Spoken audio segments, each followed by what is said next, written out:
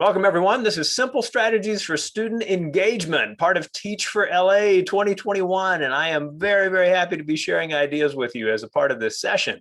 I hope that you are excited to get some ideas, simple strategies, as it were, that may be useful into how you think about what it is that you do. So the different attendees are going to have a lot of different things that they're coming, from in terms of experiences and thoughts about teaching and thoughts about education and helping kids.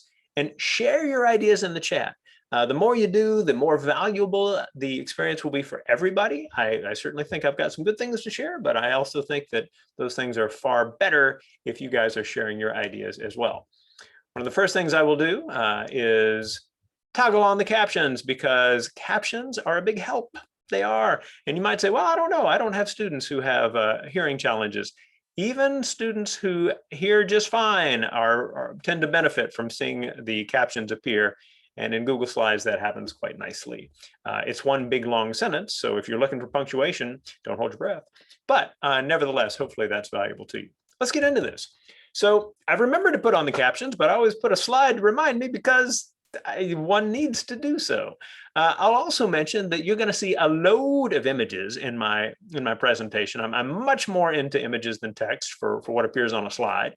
And so all of these images are things that are free for reuse, and they're licensed free for reuse. And they come from a variety of different sites. And if you're curious about that, once we get to the Q&A, you are welcome to ask, because there are so many good sites out there. I hope that will be kind of an interesting little extra as to how this session works. Now, it is such a cool thing to have the chance to be part of Teach for LA. I am going to put in the chat the link to my slides. What? You're going to put the link to the slides, but we won't pay attention. Well, if my ideas are good enough, you might. So there you go. At any rate, you can follow along that way, and there are plenty of links in the slides that may be interesting to you as we go as well. I'll talk a little bit both about the content and about how I'm presenting this as I go, just because I think that's interesting for everybody. So feel free to ask those questions as we go as well, and I'll keep an eye on the chat as best I can. But of course, like many people you may know, once I get on a roll, you know. All right, so I want to send out a thanks to Foothill College in Los Altos Hills up here in the Bay Area. The good work that the Krause Center for Innovation does in helping teachers develop all kinds of new possibilities for what they do. A lot of really interesting programs. The Merit program, which has been going on for 20 years. I'm running a new program called ELLI, Emerging Leaders in Learning Innovation. Excited about that. And if you are curious about that, also feel free to stay in touch and ask. I am happy to get more of that info to you. All right, so going forward, what I want you to know is that I've got a frame for how we think about these things. So all the little things that I'm gonna say, hey, here's an idea, here's an idea, here's an idea. The whole idea is this: little things make you better. So for a lot of teachers, right, those who are just starting, those who've been doing it for years and years, there's a certain sense of fixed mindset. We're constantly telling kids, hey, growth mindset, right? But for a lot of teachers, that sense of becoming a better and better teacher, it's just something you're born with, right? No, not at all. You can become a better and better teacher each and every day with some little thing. And that is the frame for how we're doing this. So when we talk about the idea of strategies for student engagement, little things allow great things to happen in the classroom. So we're gonna focus on that as we go. I'll start with this. It's an image. What do you see in the image? All right, so what I want you to do is add to the chat real quick, just anything that comes to mind, 1, 2, 3 words, full paragraph if you type fast, because I'll be moving fast. But just what do you see in this? What story is behind this image? What's going on? Who are these people? What's happening, right? Jennifer says escape. Eileen says people and a ship. Yeah, keep going. What kinds of things come to mind? Looking for something better. Ooh, Christian, that's a nice one. Right? War. Ooh, yeah. That certainly has a feel for it as well. Misty morning, exploring, finding a new place to live. Wow, running away. Yeah. Tourists, play the boat. Lots of really cool ideas, right? Understand that the reason we're getting so many cool ideas is because there's no obvious answer, right? When you are teaching and you ask a question for which there isn't a right answer, that means that people are invited to share whatever's on their mind, and you get to see how they think in interesting ways. That's cool. It's cool and interesting. It gives you an avenue for connecting with a kid and making a reference to something really, really hip that kid has said at some point. That kid may never raise a hand when you say, who knows the right answer, right? But if you say, what do we see? That kid may toss something out that makes you go, wow, that's so cool. And that message for a kid can be so empowering. Now, here, by the way, is the credit for it, but you can probably see why I didn't have this originally when I first showed you this picture, like right here. No credit, because this is too much information. What's going on? Well, they're on the Varanasi. It's in India. There's all kinds of things. So you choose your images and your possibilities for students as a way of being able to look into their heads. What kind of thinking, what kind of hopes do they have for what they do and what they're learning as a part of what happens in your class, right? And the work that you do with them. So what we're really talking about is a lot of cool brainstorming, and student engagement is a function of that. What is it that makes us better? How do we get better as instructors, as teachers' aides, as people who run special programs? I mean, whatever it may be, how do we get better? Little things, right? Little things make us better. And that is going to be the frame. Okay, now I am going to hit stuff in several different kind of big categories. And the first category is rapport. So your rapport with your students makes a big difference for not only their engagement, obviously, but their learning, their confidence, their sense of what's possible in your classroom. So we're going to talk about little things that make rapport better. That'll be like our first big category for what we do with simple strategies, all right? And the first thing I'll say is this. Try to stay away from certain things that put barriers between you and your students. You're like, that's a little bit vague, a little abstract. Can you be more precise? As a matter of fact, I can. I'm talking about things like this. I'm sorry you feel that way. I don't know about you, but that is a pet peeve for me, right? So something happens, somebody's done something and they look at me and they say, well, I'm sorry you feel that way. They're not sorry at all for what they did. They're just sorry that you're feeling that way about it. Isn't that lame? And so students feel that way as well. When a teacher says, I'm sorry you feel that way, they know that you don't have any sense of remorse for what you might have said that hurt the kid. Whether or not it should have is a different subject, right? But how you craft your comments invites them into a rapport or creates barriers from which it becomes harder and harder and harder, through which it becomes harder to break through, right? So little things in terms of rapport allow us, such as, what we say at particular times, make it easier to connect with them, make it harder.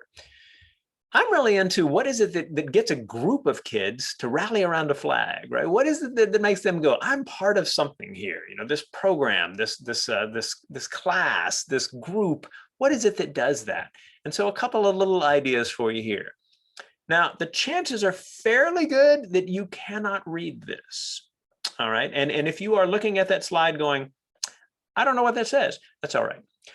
So I was a teacher. I was a high school teacher for years. I've also taught middle school, and a certain level of college as well.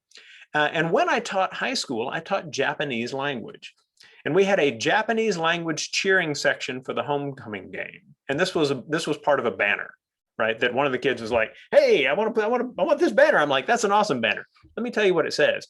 What it says is yomenai desho, which means you probably cannot read this. Ha ha ha. You see, it's an in joke, right? It's a little thing that allows the kid to go, hey, I know what it says, right? And I can explain that to someone else, which is a path towards confidence and learning. I can tell you what this says, right? That kind of thing is really, really cool for a kid. What are the little things that allow them to feel like they're part of something special in your room?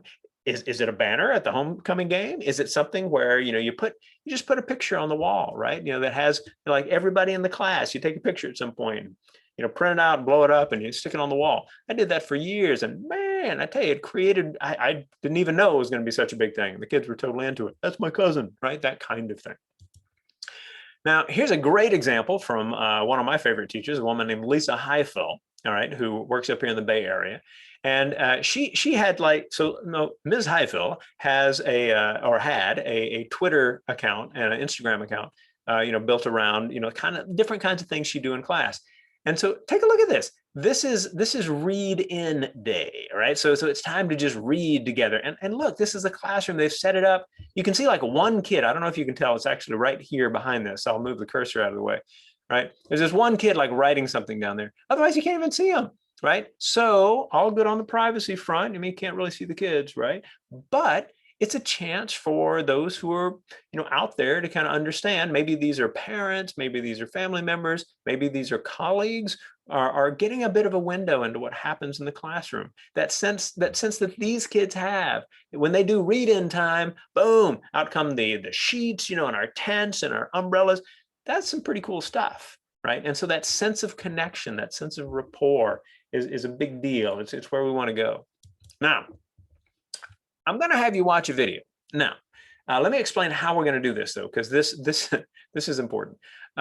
Because if I play this video right now as a part of this, you see, we're recording this and we're going to post it to YouTube. That doesn't work because this is a video that's on YouTube. So what I'm going to do is I am going to put in the chat the link to the video. It's a very short video, so I'm going to have. Take a look at the chat. Here we go. I'm about to post it. I want you to click on it and watch it for like the next minute or so that it comes up. So here we go, get ready, go. Click on that link and watch that video, and we'll come back and we'll talk about it.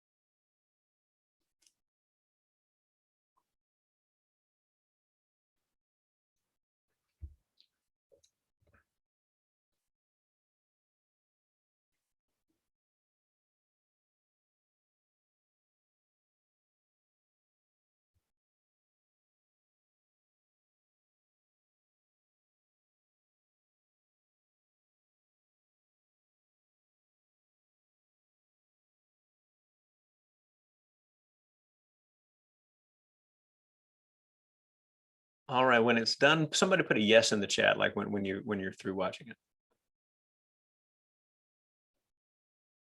All right, I'm seeing some yes pops up. All right, great. So we're going to talk about this video a bit. A bit of a reminder, we've had some more folks join us. That's really cool. Here's what I want you to do. There is a chat, and the default in the chat is all panelists. That's great for me, but I want your comments to be there for everybody else. So change all panelists to all panelists and attendees. And we're getting some great comments in the chat as well. There's really funny, hilarious, right? Blah, blah, blah, blah, blah, blah. All kinds of different things that are kind of popping in there, right? Now, there are so many interesting things about the video. First of all, it is funny, right? This is funny. The whole idea that what you just watched, and by the way, if you joined after I put the link in the chat, sorry. I mean, later come back and you can watch it. But this guy is getting ready to do the weather, and take a look. So a bunch of temperatures have just gone wrong, let's just say. Chances are it was not 2,960 degrees in Cave Creek that day. That would have been a bad day. All right. But what happened was he just kind of rolled with it. He was like, well, hey, you might want to get out of there, kind of warming up, right? And those different comments that he makes, and especially because, the people who are behind, who are not in the camera are kind of joining him with this as well. And Monica has it like pegged in the chat, right? She says, a reminder that technology can go awry, so it's up to the teachers, professors to be prepared and to be relaxed when it does go awry, right? I mean, here's the thing, and here comes the big punchline on this. Tech doesn't always work. You're like, wow, profound. Thank you for that insight. What I'm saying is that when something goes wrong, kids are very interested in what happens next. All right. And so for some of the kids you work with, when something goes wrong, what they have learned at home is that adults freak out when something goes wrong. And they learn to get out of the way, hide, because things can go very wrong at the house when somebody gets really angry. And if you are an adult who essentially something goes wrong, and what you do is you say, oh, well, that didn't work, on to the next thing, right? You've just taught that kid that things can go wrong and it's not a big deal. And that it's okay to be an adult and not freak out when something goes wrong. Imagine how important a lesson that might be for one of your students. It might be like no big thing for a bunch of them, and one of them, it might be the most profound thing that kid has ever heard in school, because they need to understand that there are a lot of different ways to be, and the challenges that they face at home may be such that it's kind of hard to remember that from time to time. Let's keep going. All kinds of cool and fun things to share. We're going to go next to assignments and assessments. Woo! I know you're jazzed now. You're like, oh, I've been waiting for this. Woo! I know, surely you're feeling that way. All right. Because when we think about the things that we bring to our students, right, we're like, they're going to love it. This is going to be great. Right. And their response, here we go. One more thing. Now, not too much fun. But let's think about how students come to the table. Now, the younger they are, the less this applies, right? Because kids, like kindergarten, first grade, they're showing up. They're jazzed to be there. They hug your knees, however good a thing that is, and they're ready to try stuff out. The older they get, the more they're like, that it might even be something they like to do, but like they just learn that that's what they're supposed to like respond. All right. So what is it we can do to interrupt that as a process? Well, let me illustrate. So I do a lot of training of teachers, work with people at schools and blah, blah, blah.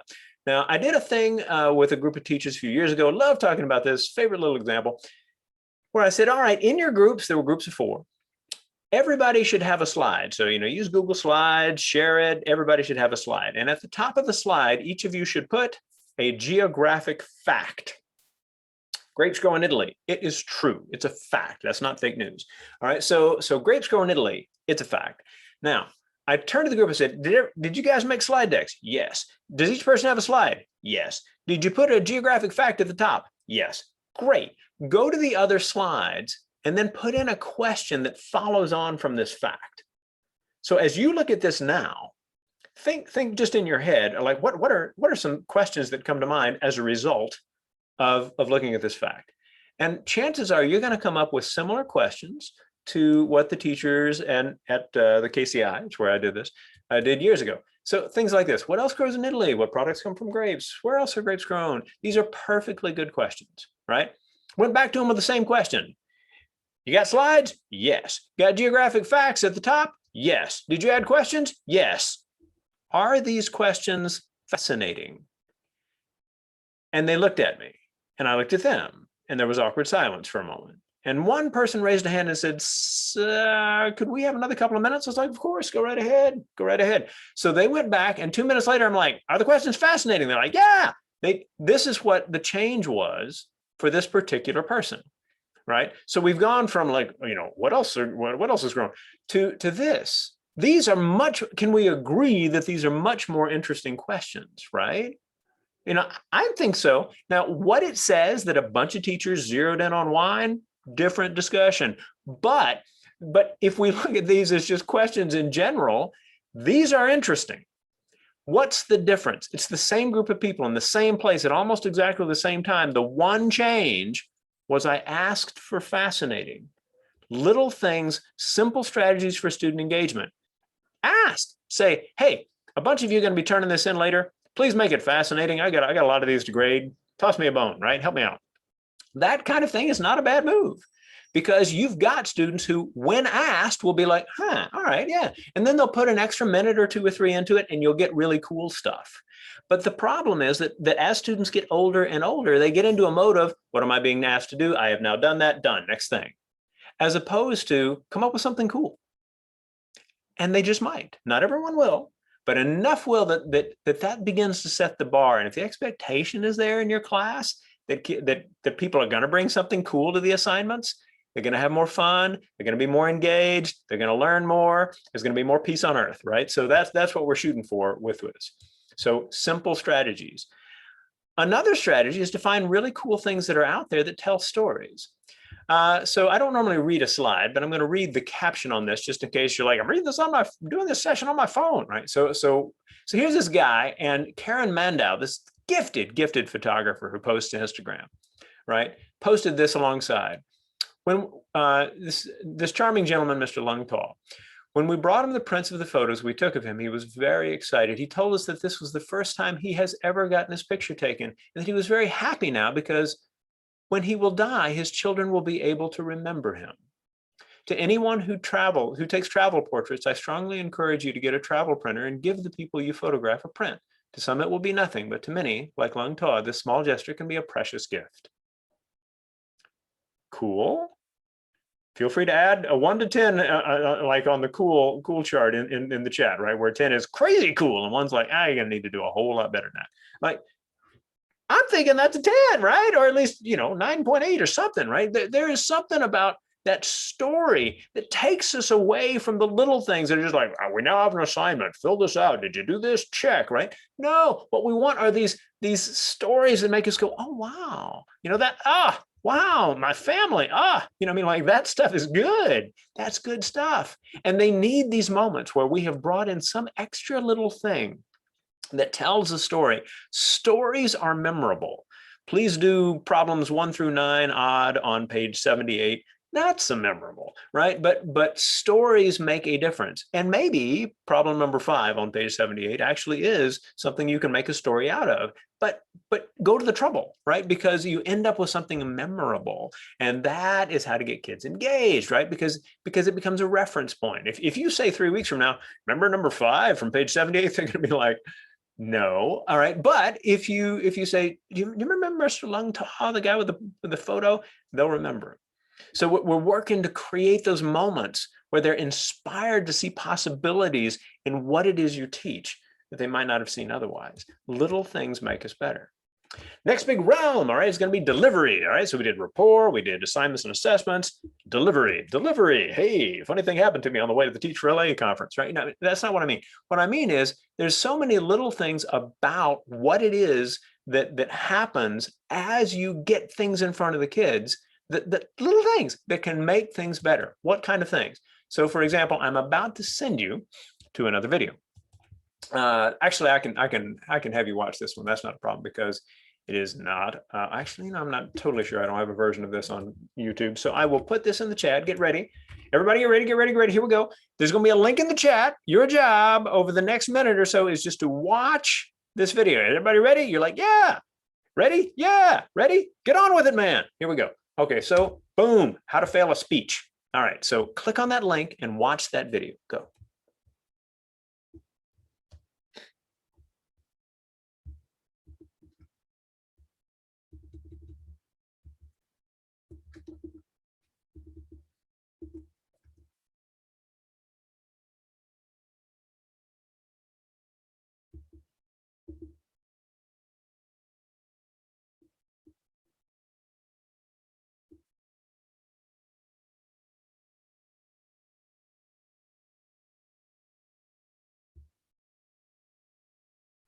If it says database error, just reload the page. I got the same thing, but reload, you'll be fine.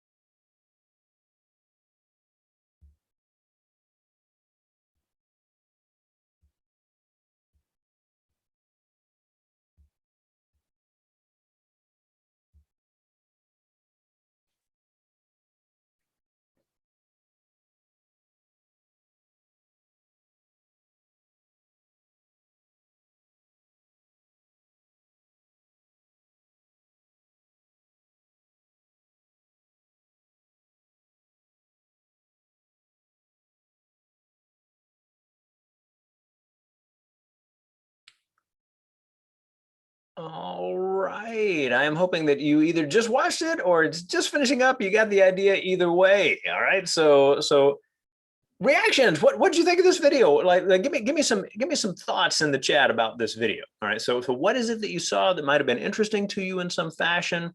What is it that kind of tells us a little bit about delivery there? What you got? I need to show this video to my students. Yeah, Jennifer, exactly, right? I mean, like, and there's reasons why. Great visual, we've all been there, amen. No like speech, I laughed out loud, excellent. Flashback, I've been there, all right, all right, all right, all right. Oh, Megan, you pegged it, there we go. Sabrina, being shy in front of class 30 years ago, right, right, kids are shy, all right? You know, like get in front of the class, make a presentation, that's like a living hell for a lot of the kids. The dog ate my speech. I used to say that to my teacher. Yeah, and it sounded just as good then. Now, when we look at this, there's a couple of little pieces about delivery that I want you to know. First of all, what did we do just mechanically? I'm presenting in my little game show host style. Hey, welcome, right? All of this kind of thing. And then I'm like, watch this video. Now, by shifting gears and saying, watch this other thing, I'm changing the voice. I go from my voice that they might have been like, I've been listening to you a long time, right? To here is this other voice. And it's voices like of people maybe their age, right? Which is interesting as well. So this is kind of an opportunity for them to kind of reset their attention. Simple strategies for student engagement. They're more engaged when they have that chance to regularly reset their attention, and you keep pulling it together. The threads of the lesson pull together over the moments where they come in. Now, if you're looking for some cool student videos, boom, there is a set right there. This is all just free stuff that's available on my little nonprofit site, right? So I run a little nonprofit called Next Vista for Learning. What's that? So glad you asked. It's a library of videos by and for teachers and students everywhere, free to use, free to contribute to, free to download from, all for a student audience, all screened content, my own little attempt to save the universe from ignorance, one creative video at a time. Boop. All right, so anyways, that's what that is. So feel free to give this a look, see what you think. There may be stuff there where you're like, hey, I want to make a video that can help some kids out in some other part of the world or down the street. Let's work together. What's it cost? It's free. Always, it is. You're so nice. Happy to help. So as you look at this, think about those kinds of things. So this, if you're following along in the slides, then you might have got to this point. That link is the same link that I tossed into the chat moments ago. And if you're like, I didn't get the link to the slides earlier, I feel inadequate. Don't feel inadequate. Actually, I'll give you the link again later so you can get back to them. Thank you. You're welcome. All right, so let's keep going. Other things in the space of delivery. The nature of questions matters, right? We talked about this a little bit on the front end. So there are just questions that they just are things we ask all the time and they don't work. They don't work, right? No, right? So here's one, and get ready for this. You're going to be like, oh, you got to be kidding. A question I ask all the time and it's not a good question? Yes. Ooh, you might as well tell me. All right, here we go. It is this. Who doesn't understand? Isn't that nice? Who doesn't understand? You're trying to help them. You want to know who has trouble so you can help them out. What matters is not what we ask, it's what they hear. And when you say, who doesn't understand, right? What do they think? Who wants to raise your hand and announce to the room that you're an idiot? Very few takers, right? And Deborah, like, exactly, like, ask me a question. What questions do you, not do you have a question, but what questions do you have? My expectation is that you, a fascinating group of amazing human beings, have cool questions that are popping into your heads. What might they be? What might you share with this group? It might be that your thought is something that somebody else in this room desperately needs the answer to, right? Whatever it might be, right? But what we want is for them to be able to go, all right, yeah, so what about this?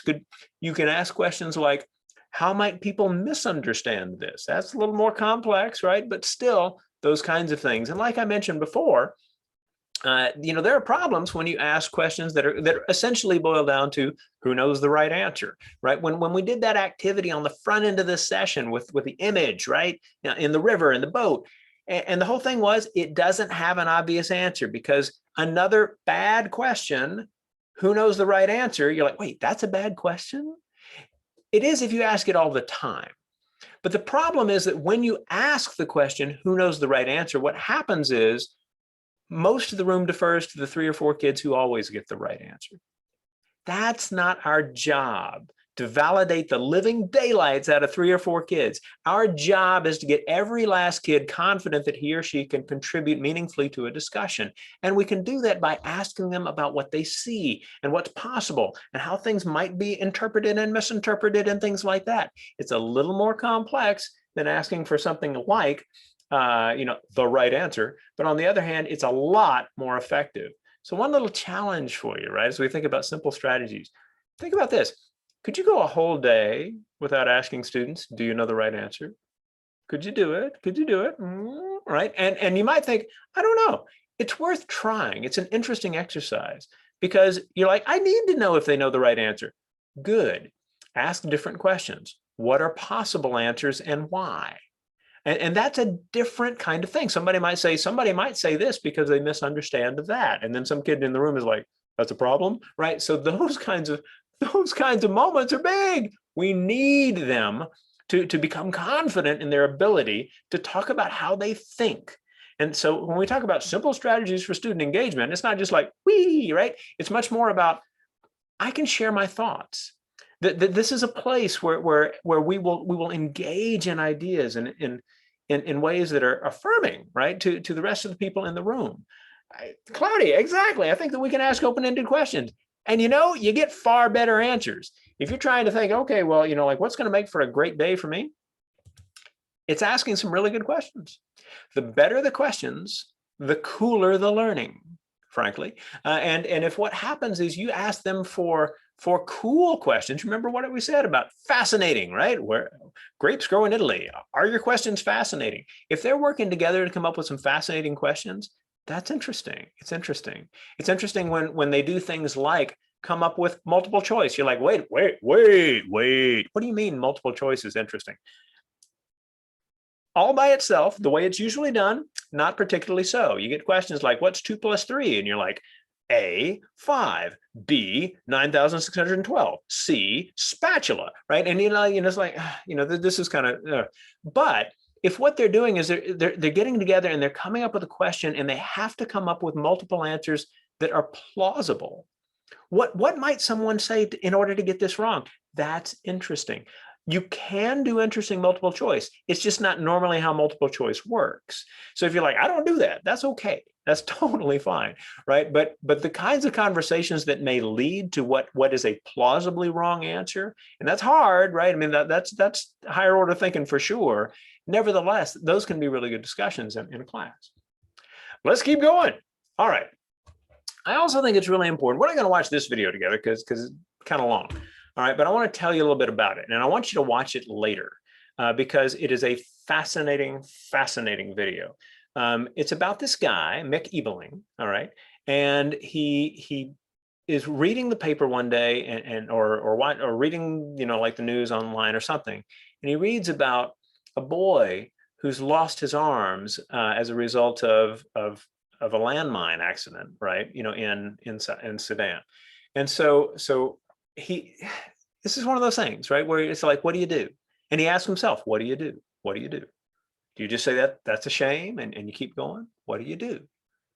So now we're kind of in the space of like, well, what did he do? And what he did was he actually connected with some people and took some 3D printers to this part of rural Sudan in order to teach the people there how to create prosthetic limbs using 3D printers. That's a pretty cool story. So there's a certain kind of inspiration that comes from learning what people choose to do. Now, in watching this video, one of the things he says along the way is this, right? I have a process. First, you commit, then you figure out how the heck you're going to do it. Now, I want you to think about that idea for a minute. First, you commit, then you figure out how the heck you're going to do it. There are some ways to mess up your teaching in the first year or two. And here's one. You have this really tough, challenging kid in your class, and you go to your principal and you say, I just need this kid to go to a different teacher. Now, I don't think I'm the right person. That may be accurate, but where we really grow as teachers is we work with the tough kids and we figure out how to get there. And we start pulling in other people to make it happen, right? So first you commit. Is the child worth your time? Well, of course. Then let's figure out how the heck we're gonna get through to that kid. You're not going to be successful with everybody, but the seeds you plant may flower years from now in a way that are profoundly important for that child, right? If you just keep trying, it's hard, but it's worth doing. Now, I also want you to look at a video like this and think in terms of tough questions, right? Because we shouldn't avoid the tough questions. What do you mean the tough questions? This is a question about a guy here in the United States flying over to Sudan and teaching them how to 3D print prosthetic limbs. And that's a cool story. It's a good story. It also feeds a narrative about what we'll call like white savior mentality as well. You're like, whoa, wait a minute, where's that come from? We have to be aware of the multiple intertwining stories that are a part of what we encounter every day.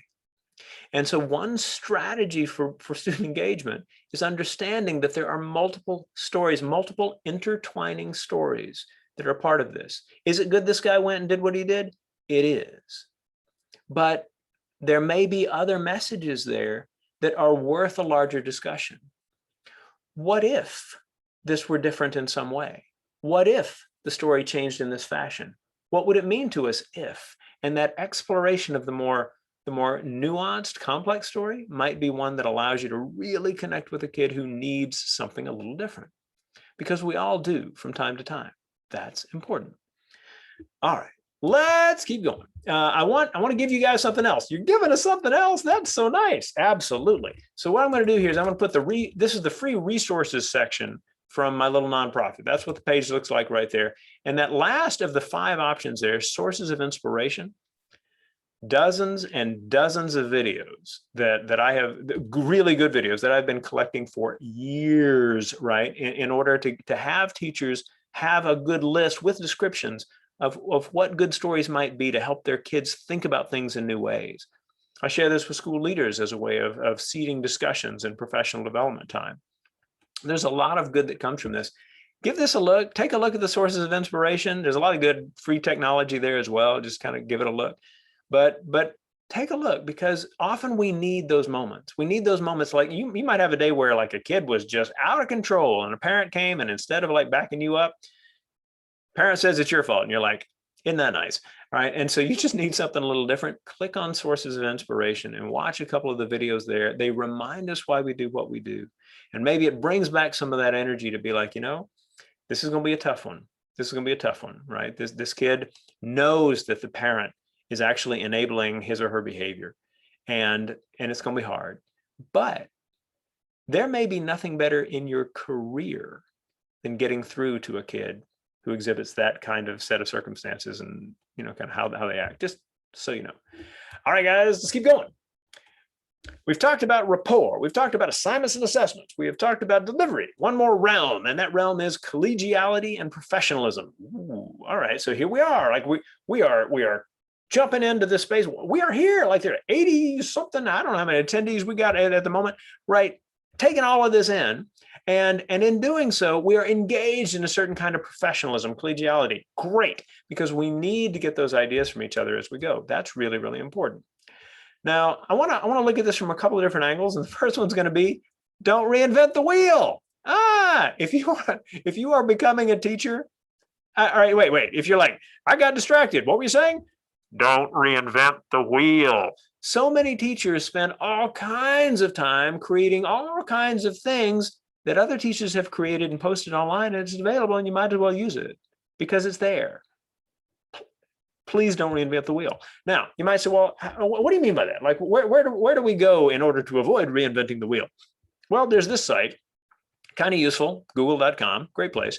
All right. And what a lot of teachers don't understand is how to use this simple little thing a little more effectively in order to avoid reinventing the wheel. So let's say, for example, that you're about to do a lesson on haiku poetry, and you're like, I don't know much about haiku. Something about Japan. I've had sushi before. So limited background, right, for dealing with haiku. All right, so what do you do? Haiku poetry, and then look at the code right here. Ooh, file type : PPT. Why don't you just put PPT, haiku poetry PPT? Because that will bring up web pages that have the term PPT on them, But what you might want is a set of slides that you can build from. And if you do haiku poetry file type : PPT, Google will only find PPP, PPT, no, thank you, PPT files, which you can then take and then you can adapt. Always cite your source, right? But still, that's kind of useful. So we do a search, and boom, all this stuff comes back, and there's some info here about like these different ones, and you look at the green, in order to see what it says, like, okay, we're k12.la.us. That's promising, right? LA, by the way, is not Los Angeles. It's not Lower Arkansas, where I went to high school, really. It's Louisiana, just so you know. Anyway, so that kind of thing. And then, there'll be more info as well. So in addition to the address, you're like, okay, you can kind of see from the first line of text that it pulls out whether the language level is about right for your students, which is good. Then you take it and you take a look and you're like, oh my God, you're looking at this PowerPoint. This is like circa 2006. Hey, look, if a resource is a good resource, you don't need to spend a bunch of time making the 2021 version just so it looks a little nicer. I spent 4 hours making this PowerPoint. Why? So anyway, look for things that allow you to say, I'm gonna pull this in and I'm gonna let folks know where I got it, and then we're gonna use it, right? Because many hands make light work. Thank you. All right, so what do you need to know about this? First of all, if you can do it, the kids can as well, right? So if you're like, I was going to assign my kids to make a PowerPoint, there's going to be some kids in that room who are like, Maha, 6-second assignment, right? All right, so they're not going to go to the trouble of citing their source. I lifted this, plagiarized it from this person. They're not going to do that. All right. However, it's usually pretty easy to figure out what's going on with those. You get a plagiarized PowerPoint or anything else, and you start looking at it, and you're like, young man, is this your work? Yes, it is. Really? Why do you ask? I've just never heard you use the word oleaginous before. Oh, I had to look it up. Really? All right. So, there are moments like that where you can figure, oh my goodness, they got oleaginous right in the captions. Sorry, I got distracted. Happens all the time. Anyway, so you can figure out pretty quickly. And by the way, if you do that same search, right, you just pick a line in the PowerPoint, put it in quotes. So, blah, blah, blah, blah, blah, and it uses some unusual terms, put it in quotes, and then file type : PPT, especially if it's the title, it'll be like one of the first 2 or 3 that come up in the Google search. Wow, how do you know that? Because plagiarists are by definition lazy. They're not going to go to the 3rd page. Anyway, so there's that. You can also say, hey, maybe we just need a different assignment. So instead of saying, I want you to make a PowerPoint about the Great Wall, right? Now you got a bunch of PowerPoints with the same picture of a really large wall. All right. Instead, you say, I want you to find 3 PowerPoints about the Great Wall. And for each, you tell me what was strong about that presentation, what was weak, what would be a totally different way to do it. And maybe if the kids are kind of advanced enough, how would we validate the information presented in it? Now we're talking about interesting stuff. That's a better assignment, I would contend. All right. Irma agrees. Irma, style points, we reach. All right. Boop. All right. So that kind of thing is a big deal.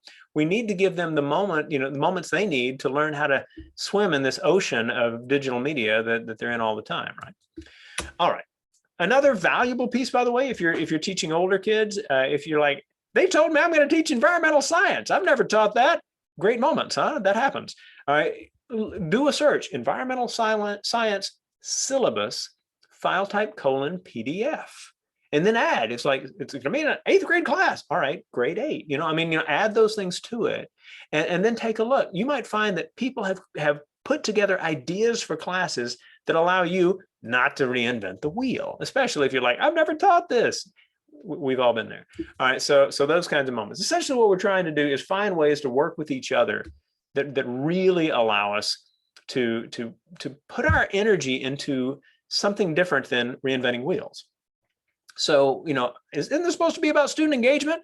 Student engagement happens because you are not exhausted. All right. So a lot of teachers are exhausted. Why? Because teaching is an exhausting job. It is physically, emotionally, psychologically, mentally, and spiritually exhausting. You're like, I don't know how good a piece of news that is. If that's news to you, then sorry. But here's the thing. If you can do a good job of working with others on what's out there, that allows you to recharge your battery so that you can be there when that kid needs something different. we have to kind of not be exhausted in order to be ready when that kid is like, and you're like, that's a fascinating thing to say, young man. Why don't you stick around just after class and explain to me, because I probably didn't understand it right. You're not in trouble. I'm just curious. You got to have the reserves to say that instead of being like, what? You have to avoid those moments, right? All right. So how does this all kind of work going forward? Several things I want you to know. First of all, the whole idea of little things make you better, you need to avoid CIS. You're like, CIS? What is that? CSI? Nope. CSI is a totally different thing. This is CIS. You're like, what is it? CIS is a horrible malady. It is something that infects your soul and eats it from the inside. You're like, oh my God, that sounds terrible. I hope you don't have it. You're like, me either. What is it? It is, get on with it. It is comparative inadequacy syndrome. You're like, what? Wait, what? Is that a real thing? It is. I mean, well, I made it up, but it's real. It's that tendency that people have to be like, I'm not as good at this as this other teacher. No one cares. No one cares. You just get better at what you do. That's what matters. Everybody's better at it than I am. If you are trying to get better and you get a little better each day, there's no comparative issue that's going to get in the way of you inspiring a kid. That's what matters. You know, I can't do what this presenter is doing with this colleague, with this person in the room next door. Whatever. Just get better at what you do. If you're someone who smiles at those kids and you believe in those kids and you're like, I'm always trying to get better, that's a good message for those kids. They'll come along for the ride if they believe in who you are and how you feel about them.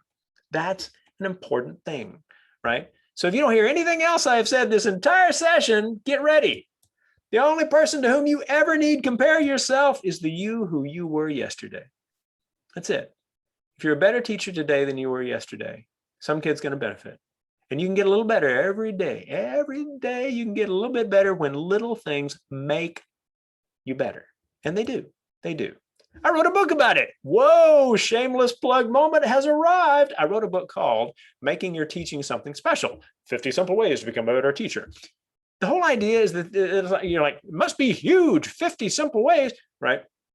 Each chapter is like 2 to 3 pages. And the idea is that you could be wolfing down lunch, read it and be like, maybe I'll try that this afternoon. If you're interested in that, have questions about it, just send them my way, all good. But here's the theme, right? Little things make you better. Simple strategies for engaging your students in their possibilities. That's why we're doing what we're doing today. And we don't spend enough time talking about the fun of cool teaching, because it's important. When you're having fun doing what you do, that's a strategy that allows people to say, this is kind of cool. I love that picture, right? And if you're looking at this and you're like, that's awesome, then you and I are cut from the same wood. And if not, I'm sorry, Star Wars reference. Here's my little thing, Next Vista for Learning. It's a library of videos, right? And in that library, there's a bunch of different things. So we get a lot of videos from contests. We just finished up 2. One called Creative Recovery, 90 seconds or less creatively explain something one might encounter in school. The How to Fail a Speech is an example of that. And Service via Video, where kids, they tell the stories of people and organizations in their community that make life better for others. A lot of good stuff there as well. All right. I also do like a regular webinar. There's this guy, Richard Byrne of Free Tech for Teachers, awesome dude. He and I do webinars about once, twice a month called 2 EdTech Guys Take Questions and Share Cool Stuff. You can imagine what this is about, right? And essentially, if you have questions about different ways to teach or different ways to use tech, let us know, right? It's just totally fine. There's little contact us up there. You can get it in all sorts of different ways to kind of get that info there. All right, we have videos about advice for teens in the Hey You project. We have videos about careers, so the kids can go like, wow, I had no idea that was a career.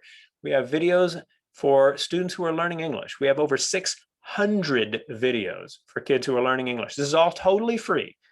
It's called the EL project, or as I like to call it, L project, right? And what we're doing is we have all of these different kind of short videos that are designed to help kids or students of the English language stop and say, that's how you can use that. If you're interested in this, just let me know. Happy to be in touch with you. Essentially, what we're talking about are stories of learning. The videos are stories of learning. And what we want is for every teacher to know that you're that close to becoming better, much better at what you do. Little things get you there. And that's what this whole session is about.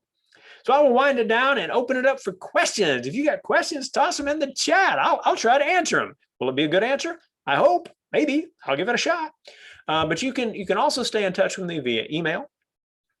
Email rh@nextvista.org. I answer every email I get eventually. There's a video library, nextvista.org. I'm on Twitter at Rushton, Rushtonh, right? On Instagram, I was a little late to Instagram, so I'm at Rushton was taken. Get it? There's free resources at nextvista.org/resources. This is all on the slides. About this last slide, you can go straight to the last slide. Get these newsletter. All right. So the newsletter is a thing. I would encourage you to sign up for my newsletter. I send it out once a month. All kinds of goodies in it. Lots and lots of freebies. And if you ever get tired of it, you just click unsubscribe, and no offense will be taken. All right. Then there's the 5-day challenge. You're like, hey, what's that? The 5-day teacher challenge may sound like some kind of a cleanse. Actually, what it is an opportunity for teachers to say, hey, there are these two choices. You take this one, I'll take this one, and we'll come back and talk to each other about it. It's just a simple way to get better at what you do. And then these slides, right? So lots and lots of slides. So I'm going to put the slides in the chat as well. Boom, right there. As well, for those of you who might be like, hey, tell me more about your books. So glad you asked that. Boom, another link right there. Happy for you to put stuff in there. All right. I hope you have gotten something out of the last 51 minutes of my going on and on at the energetic level I do. You must have had some caffeine this morning. Big old chai I did. It was fantastic. All right. And so my thinking is this: if I've got 100 of you guys or whatever, and you represent 100 kids each, that's 10,000 kids. I'd better bring something to this presentation. So I hope that there is something in it that allows you to reach a kid that maybe you haven't reached before. I end this newsletter the same way every month, and I'll finish the not yet Q&A part of the session, the not Q&A part of the session with the same line now. And that line is this: may you inspire and be inspired each and every day. Thanks for taking part in Teach LA, Teach for LA. And I hope that you are jazzed about some of the ideas and that you will stay in touch, because we all just need to stay in touch and encourage each other. We do. And I'm going to send you, if you sign up for the newsletter, and by the way, maybe I'll send out like a free Starbucks card or two, like to some of you guys. You're like, what? All right, now I'm in, right? nextvista.org/newsletter, sign up. And well, I'll do a little drawing, right? And you just let me know what email address I should send to. Everybody's getting one? Not a chance. I'm a nonprofit, but I'll draw a name or two just from the people who sign up today. All right, feel free. All right, so feel free to do that. Let me put that newsletter link, and we get a lot of thank yous in the chat. You guys are very welcome. I'm hoping that this is. Hey, Carolina, that's really cool. All right, good to have you on my Instagram feed. It's been a long time since I posted. I've been lame lately, but I'll get back to it. There's the newsletter sign up again. Go ahead, toss a little thought in there. Feel free to add a comment as well on how I can make this a better session. Your ideas on that front will help, right? So feel free. All right. I would love to be able to stay in touch and to share ideas with you as we go. All right. Now, let's see.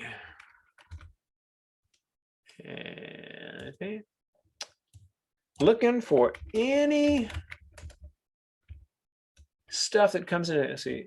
This was an amazing set. Oh, you're welcome, Madeline. I'm glad you like it. Megan, your Instagram photos are always great. I bow in your direction. So the Instagram photos are very much about travel photography. There's another reason I haven't posted much in the last year. Big surprise.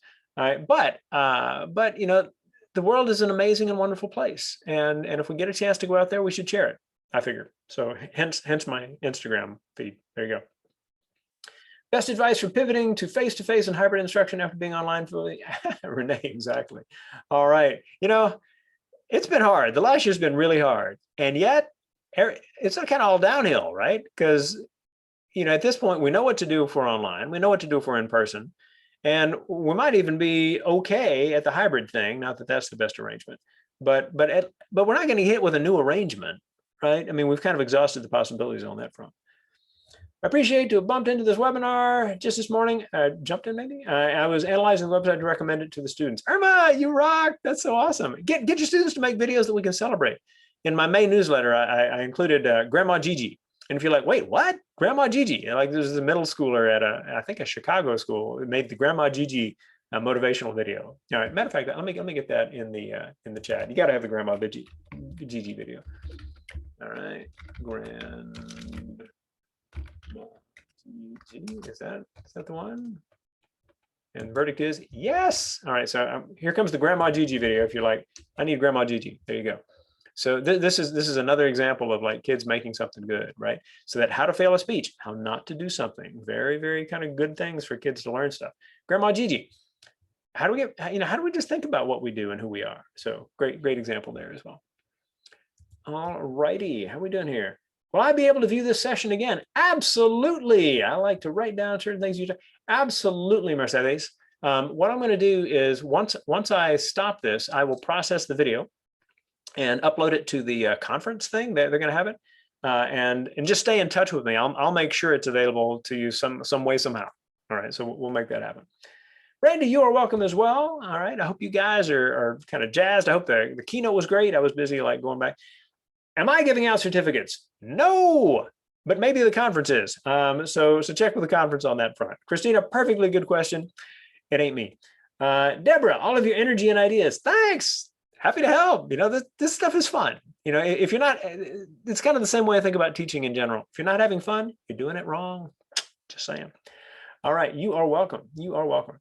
I can assist with search for those who request. Megan, way to go. All right, so that was Christina Lyles. Megan Kaplinsky, all right, who is a part of the group here, can help with the certificate shindig right there. Not me, but she. All right, let's see. Yes, I will send her. Good. Hey, Renee is in as well. Yay! All right, and then there's a address you can use. How helpful is this crowd? Oh my goodness! Thank you very much. Have a great and wonderful day. You as well, Sue Flang. It is good to have you here. All right, thank you. I hope you enjoyed it. All right. Let's see what else we got here. I think we may have people that start. All right, it's time to go. Can you help me get the certificate? Madeline needs help. Madeline, scroll back up in the chat. You're going to find the people who need it there. All right, Sue, you've got your email address in there. Absolutely. That I assume that's for the certificate with Megan or something like this, or Renee, and they can help you out. But stay in touch with the conference; they'll be able to help you. You are welcome, Sabrina. You are welcome, Lucy. You are welcome, Mohammed, and Ramadan Mubarak. Ramadan. I hope I'm saying that right. And hopefully you know that, inshallah, I said it right. How about that? All right. Rosalba, yeah, you're welcome. Leah, oh, good. Please share the list for me of who attended. Yes, I will get that list to you, Renee, and you, Megan, or whoever's in here, right? Because this is a webinar format, I have everybody who both signed up and attended and the times they logged in and out. So I will get that for you, and you guys will have that right there. All right. Eileen as well. Yay. All right. Yep. Arigato, Abigail. Yay. A little Japanese there. Woo. Style points to you. Do itashimashite. All right. That's really cool. Most enjoyable session I've attended in a while. Jennifer, that's awesome. If you've only had one session in a while, but all good there. Hola, Irma. Gracias por asistir to attend. Maybe I got that right. Positive energy, absolutely. Oh, what a cool name, Palin, P-A-I-L-I-N. I hope I pronounced it right. Perfecto, gracias, Irma. All right. Como todo el mundo, necesito practicar. Right. We all need to get better at what we do, and there's something fun and cool about language, right? Sheshe ni man. All right. So thank you for the wonderful info. You're welcome, Carmen. All right. This is a bit of a love fest here to finish off this session, right? All good. Great Spanish. Hey, muchísimas gracias. Mil gracias a usted. All right. Excellent, Deborah. Know so many languages. Well, you're not hearing a lot of these languages. I can get another 4 languages out if all I need is thanks. All right. So say Eileen. All right, Bukachi. All right. And how can we get the attendance? That's a question for well, I'm going to provide it to the conference organizers, and they'll handle it from there. How about that for punting this down the thing a bit? All right, guys. Well, I tell you what, we're at 10:59 U.S. Pacific time. So what I'm about to do is I'm about to stop this. If anybody's like, wait, I'm trying to get something out of the chat, grab it quick, because I'm gonna stop this thing soon and process the video and get it where you guys can watch it later as a recording. If you want to inflict my little energy on you, woo, right? Again, you'll have the chance to do that. You're welcome, Renee. Thank you guys for all the good work you've been doing to put this conference together. It's really cool that this is an opportunity for people. Renee, 2 thumbs up. Boop, right there. All right, and let me see. My clock just said 11 o'clock. All right, so everybody, take care. If you are still here, it's because you're either like, this is just more entertaining than whatever else I was going to do, or that you might not actually be near the computer. But either way, it's all good. So you guys are welcome. Have a wonderful Monday. Go inspire people, do great things, and I look forward to being in touch with you. I'll be looking to see who signs up for that newsletter as well. I hope you did as well. All right, guys, take care. Here we go. So stop share. There's me, big me. Wee. All right, and I'm gonna turn off the recording. So those of you who've been watching this recording, thank you very much.